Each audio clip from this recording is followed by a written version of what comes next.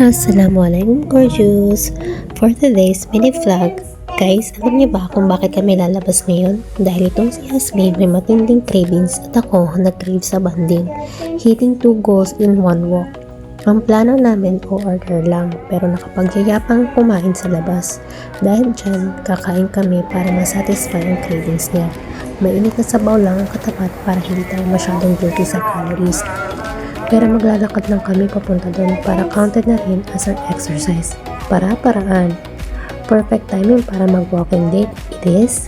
Ayan, bibilisan na namin ang lakad para mabilis din makarating sa restaurant. Kahit gaano pa kalayo ang lakarin, basta kayo ang kasama, walang eme yan. At ayan nga, nakarating na kami sa restaurant. Ito na. Bakit nga pala kami mas pinili namin sa taas kasi walang masyadong tao doon. Konting pasilip muna sa ambience. At yan, umorder na nga kami dito. Finally, dumating na yung order namin. Eto na, real quick lang kami kumain dito. Kaya parang nanalo siya sa loto kung nakikita nilang ekspreso niya. Ganyan lang kadali pa sa'yo ng asawa ko. Mainit na sabaw lang, okay na. At hindi pwedeng masyadong marami ang kainin para hindi mabigat sa tiyan pag naglakad pabalik.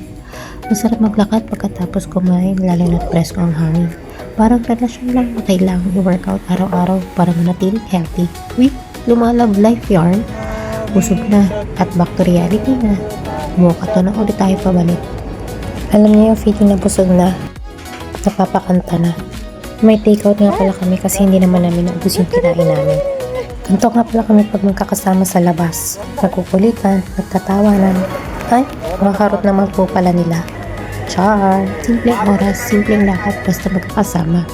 Craving satisfied. Plus points pa sa exercise. Salamat sa pagsama sa aming muling suko hanggang sa susunod na cravings. Sulit ang labas and we're home. Good night everyone. Don't forget to walk with your loved ones too. Asaka Sinaka. Thanks for watching. Mwah.